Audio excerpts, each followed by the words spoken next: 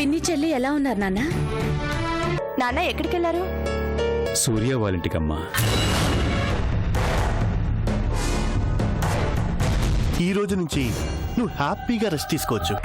అయితే చెప్పండి, మన బిజినెస్ టర్న్ ఓవర్ ఎంత?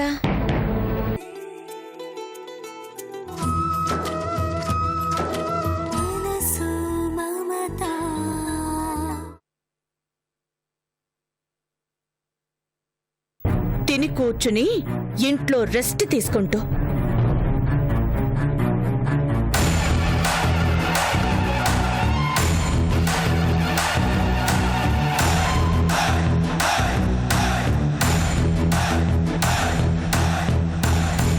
మేనేజర్ గారు, టైం అవుతోంది, పదండి.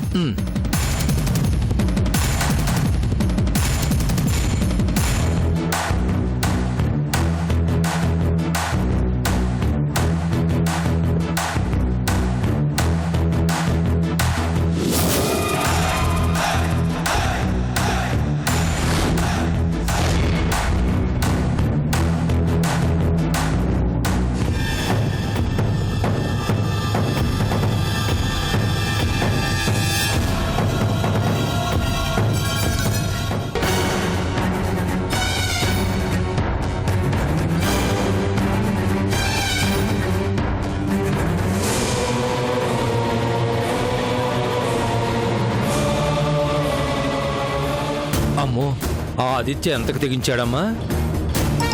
నీ జీవితాన్నే కాదు, మన కంపెనీని కూడా నాశనం చేయాలనుకున్నాడు ఆ దుర్మార్గుడు. ఖచ్చితంగా ఇది ఆ ఆదిత్య ఆలోచన మాత్రం కాదు. అంటే? అవును మేనేజర్ గారు, అధికారాన్ని, పవర్ని నా చేతుల్లోంచి తప్పించటానికి ఆ సౌందర్య వేసిన ఎత్తు ఇది. అర్థమైందమ్మా. ఆదిత్యని తన కన్న కొడుకే అనుకుంటున్న జానకమ్మ గారు అడుగడుగునా వాణ్ణే సపోర్ట్ చేస్తున్నారు. కావాలని నిన్ను చిన్నచూపు చూస్తున్నారమ్మా. తెలుసు మేనేజర్ గారు, ఇన్నాళ్ళు కొడుకుని దూరం చేసుకున్న వాళ్ళకి నేనే ఆలంబనయ్యాను, అండదండగా నిలబడ్డాను. కానీ ఇప్పుడు వారసుడు తిరిగొచ్చాడు. పెద్ద గీత ముందు చిన్న గీత ఎప్పుడూ చిన్నదే కదా. అది సరేనమ్మా. ఇవ్వాలంటే ఆ ఆదిత్యకి బిజినెస్ గురించి తెలియదు, కానీ రేపు అన్నీ తెలుసుకుంటే కాదు, తెలుసుకుంటాడు. తెలుసుకునేలా వాడికి ట్రైనింగ్ ఇస్తుంది ఆ సౌందర్య. అమ్మో, అప్పుడేమిటమ్మా చేయటం? అప్పుడు కాదు, ఈలోగానే చెయ్యాలి. ఏదో ఒకటి చేసి వాళ్ళిద్దరి నోళ్ళు మూయించాలి. కరెక్టేనమ్మా, కానీ ఎలా? రంగారావు గారేమో పైకి చెప్పకపోయినా గతంలో లాగానే ఆదిత్య అన్నీ చూసుకోవాలని ఆశపడుతున్నాడు. ఇక జానకమ్మ గారేమో ఎలాగైనా సరే ఆదిత్యకి పగ్గాలు అప్పగించేలా చేయాలని కంకణం కట్టుకున్నారు. ఇలాంటి స్థితిలో ఒంటరిగా నువ్వు ఎలాగమ్మా? మేనేజర్ గారు, ఏనాడైతే అన్నీ తెలిసి కూడా నిజాన్ని దాచాలనే నిర్ణయించుకున్నాను, ఏనాడైతే ఆ సౌందర్యతో అర్చనగా ప్రచ్ఛన్న యుద్ధానికి సిద్ధపడ్డాను, ఆనాడే నా ఒంటరి పోరాటం మొదలైంది. చూస్తూ ఉండండి, నేనేం చేస్తానో, చెయ్యగలను.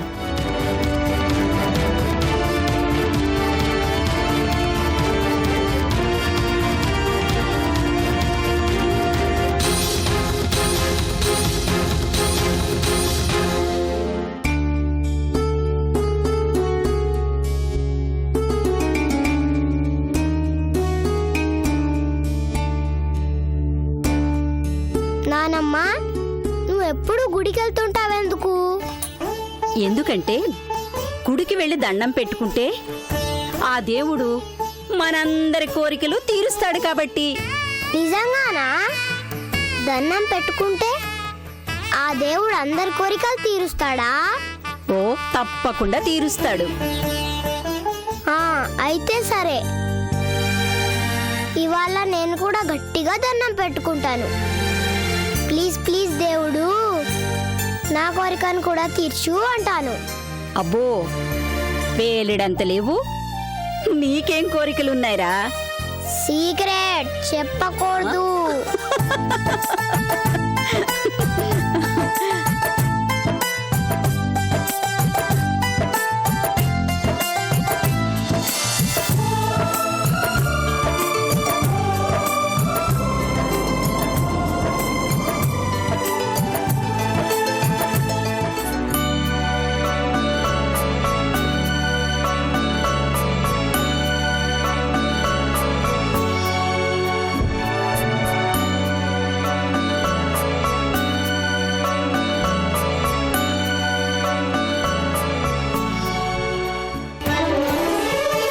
Hi daddy.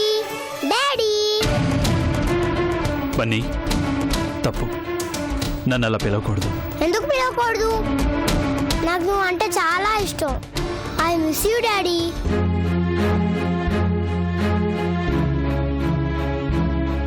ఇంటికి రావట్లేదే? అది కొంచెం పనుండి కుదరలేదు బన్నీ. వీలు చూసుకొని వస్తాగా. ఇక రావటగా నాకు తెలిసిందిలే. బన్నీ రాము, నువ్వు నాకు కావాలి. నీతో ఆడుకోవాలి. నేను నిన్ను డాడీ అని పిలవాలి. బన్నీ నీకెలా చెప్పాలో నాకు అర్థం కావడం లేదు. నువ్వు నన్ను తప్పు. ఏం కాదు, నాకు ఆ డాడీ బాగోలేడు. నువ్వే బాగున్నావు. నిన్ను డాడీ అని పిలుస్తాను. బన్నీ తప్పు వద్దు. ఎందుకొద్దు? నువ్వు వెరీ వెరీ గుడ్. ఆ డాడీ వెరీ వెరీ బ్యాడ్. ఊరికే తిడతాడు. నా వైపు కోపంగా చూస్తాడు. ఆడుకుందామంటే కసురుకుంటాడు. Bad daddy. నాకు వద్దే వద్దు. అనవసరంగా వచ్చాడు. Daddy I love you.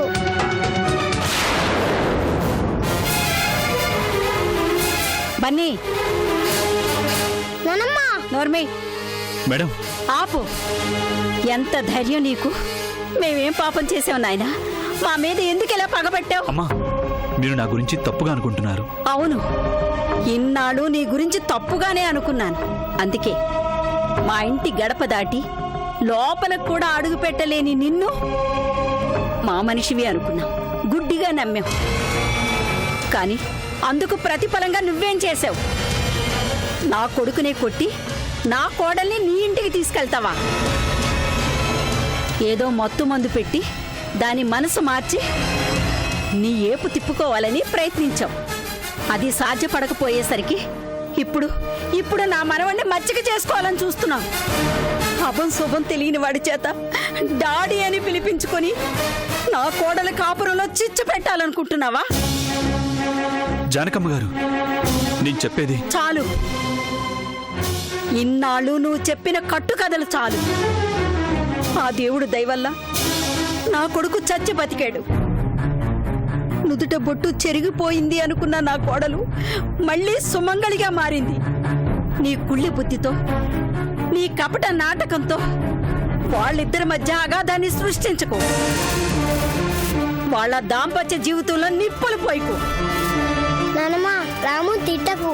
Ramu very good. Normal. ఎవరి గుడ్డో ఎవరు బ్యాడో నాకు బాగా తెలుసు. మనిషికో మాట గొడ్డుకో దెబ్బ అన్నారు. చూడు, జరిగిందేదో జరిగిపోయింది.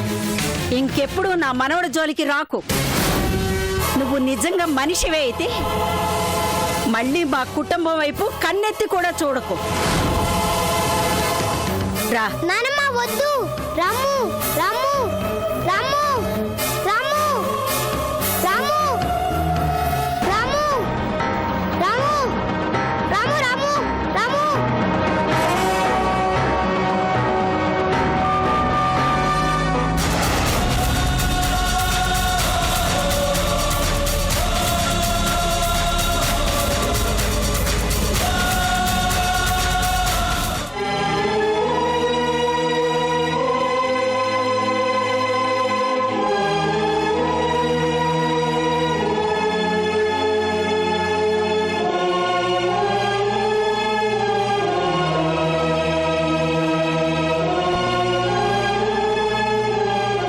నా కోడల కాపురంలో చిచ్చు పెట్టాలనుకుంటున్నావా? నువ్వు నిజంగా మనిషివే అయితే మళ్ళీ మా కుటుంబం వైపు కన్నెత్తి కూడా చూడకు.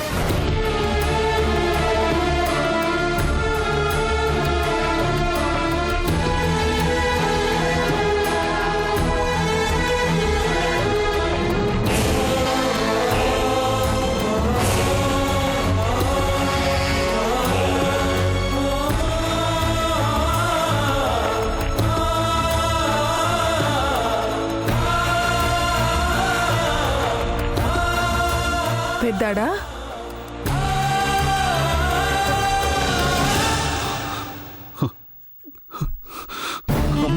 పెద్దాడా,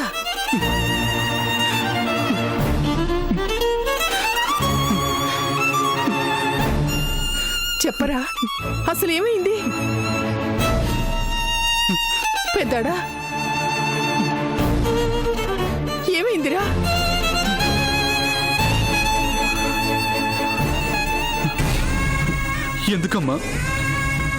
ఎందుకమ్మా ఈ మనుషులంతా క్షణాల్లో మారిపోతారు? అప్పటిదాకా నువ్వే దేవుడివి అన్నవాళ్లే నువ్వొక రాక్షసుడివి అని నిందిస్తారు, నిష్కారణంగా నిందలు వేస్తారు. ఎందుకమ్మా, ఎందుకు?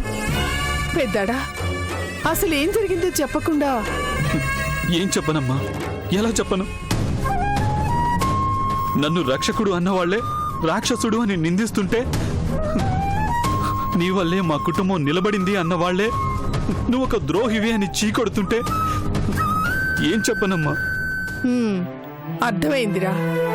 ఆ జానకమ్మ గారు కనిపించారు కదూ? కనిపించటం మాత్రమే కాదమ్మా, కసిరి కొట్టారు. తన కన్న కొడుకు చావుని నేను కోరుకుంటున్నాను అని నిందలు వేశారు. నా వల్లే గాయత్రీదేవి కాపురం కూలిపోతుంది అన్నట్టు, అలా కూలిపోవటానికి నేను పథకాలు వేస్తున్నట్టు ఏదేదో మాట్లాడారమ్మా. చెప్పమ్మా, నేను అడిగానా గాయత్రీదేవిని నాకిచ్చి పెళ్లి చేయండి అని? వాళ్ళేగా సంప్రదించారు. నేను అడిగానా పెళ్లికి ముహూర్తాన్ని నిశ్చయించమని? వాళ్ళేగా అన్ని నిశ్చయించారు. మరి అర్ధాంతరంగా ఆదిత్య తిరిగి వస్తే అది ఎవరు తప్పమ్మా? ఆ వచ్చినవాడు గాయత్రీదేవిని, కట్టుకున్న భార్యని గెస్ట్ హౌస్ కి తీసుకెళ్లి బలాత్కరించబోతే రక్షించండి అంటూ తను చిగురుటాకులో వణికిపోతూ నా వెనక్కి చేరితే తప్పు అని ఆ మానవుణ్ణి హెచ్చరించడమే నా తప్ప? మానవ రూపంలో ఉన్న మృగంలా మారిన వాణ్ణి మాటలతో మందలించినా వినకపోతే ఈ చేత్తో చెంపని చెళ్ళు మనిపించటం నా తప్ప అమ్మా? మరి తప్పు తన కొడుకు చేస్తే ఆవిడ నా మీద విరుచుకుపడుతుంది. కోడల్ని ఎత్తుకెళ్లానని, మనవణ్ణి మజ్జిగ చేసుకుంటున్నానని నీచంగా అసహ్యంగా నిందలు వేస్తోంది. ఎందుకమ్మా, ఎందుకమ్మా ఆవిడ అలా అంటోంది? ఎందుకంటే ఇన్నాళ్ళు వాళ్లకు నీ అవసరం ఉంది, అందుకే ఆదరించారు. ఇప్పుడు ఆదిత్య తిరిగి వచ్చాడు, నీ అవసరం లేదు, అందుకే చీదరించుకుంటున్నారు, చీకొడుతున్నారు. జరిగిందంతా మనసులో పెట్టుకుని ఎక్కడ నువ్వు ఏం చేస్తావోనని భయంతో, అభద్రతా భావంతో నిన్ను దూరంగా నెట్టివేస్తున్నారు. ఎక్కడ నువ్వు వాళ్ళ కోడల్ని వాళ్లకు దూరం చేస్తావోనన్న అనుమానంతో ఏ తప్పు చేయకపోయినా నీ మీద ఎదురుదాడి చేస్తున్నారు. ఆ జానకమ్మ గారి ప్రవర్తనకి అర్థం పరమార్థం అదేరా. మరి ఇంత అన్యాయమా, ఇంత దారుణమా? అవునరా, అన్యాయానికి దారుణానికి కారణం స్వార్థంరా. తమకి తామే బాగుండాలనుకునే స్వార్థం. వదిలేరా. అమ్మా, ఏమంటున్నావు? బాధ కలిగించేదైనా నిజాన్నే చెప్తున్నాన్రా. ఆవిడ కొడుకును నువ్వు కొట్టావు, అదొక బాధ. ఆవిడ కోడల్ని నువ్వు మనింటికి తీసుకొచ్చావు, అది మరొక బాధ. ఆవిడ మనవడు నేను నాన్న అని పిలుస్తున్నాడు, ఎక్కడ ఆ పిలుపు నిజమైపోతుందోనని అదొక బాధ. ఇలాంటి బాధల మధ్య, భయాల మధ్య ఆవిడలా ప్రవర్తించడం సహజమేరా. అందుకే వదిలే, జరిగిందంతా మర్చిపో. ప్రాప్తం ఉంటేనే ఎవరికైనా ఏదైనా జరిగేది. గతం గతహ అనుకో. నీ దారిని నువ్వు బ్రతుకుతూ ఇక ముందు ఏం చేయాలో నిర్ణయించుకోరా. నిర్ణయించుకో.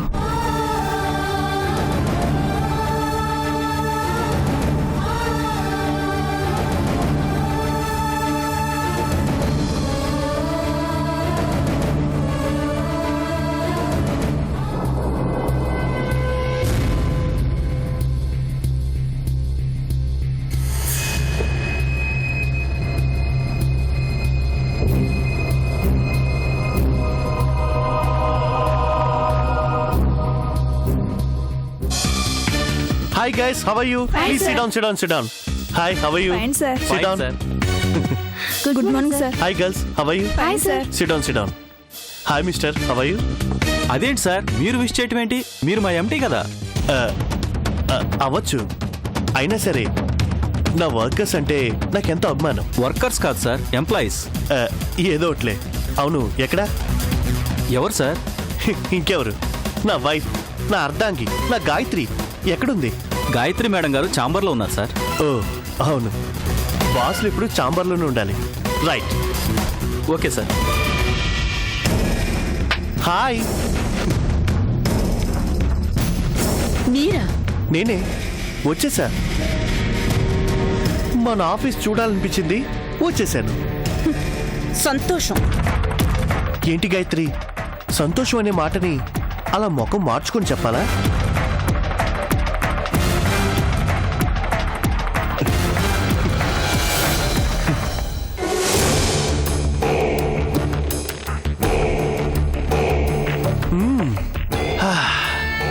సెటప్ అదిరింది.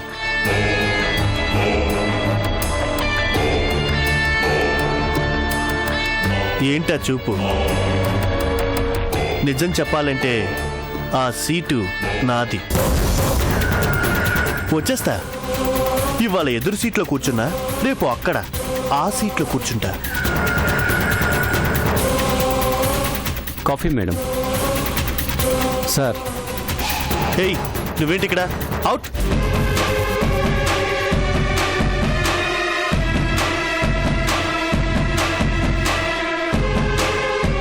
ఎదురుగా మొగుడనేవాడిని కూర్చున్నాను. కాఫీ నీ చేతి ఇవ్వచ్చుగా. కొంచెం కూడా మర్యాద లేదా? ఇవ్వు. ఇది ఆఫీస్. అయితే నేను నీ మొగుడిని కానా? ఇవ్వు. తాగితే తాగండి, లేకపోతే మానండి.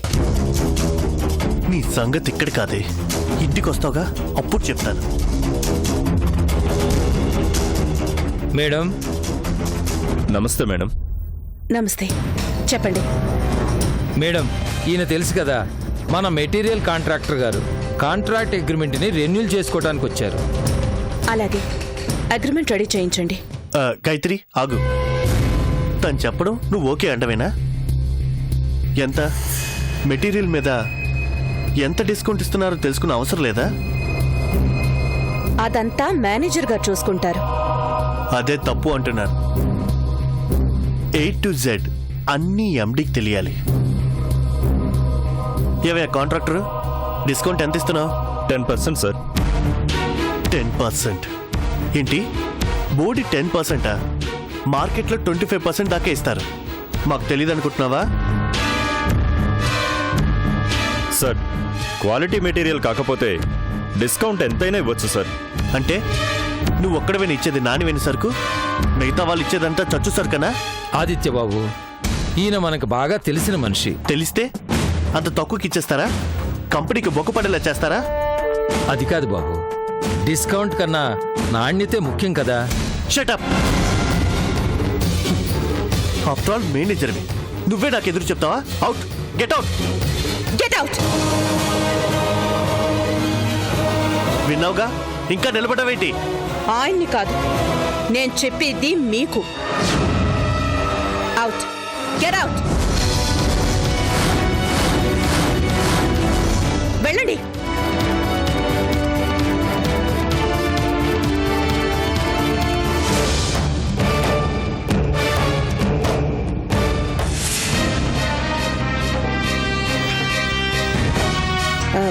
క్షమించండి మేనేజర్ గారు, అగ్రిమెంట్ రెడీ చేయించండి.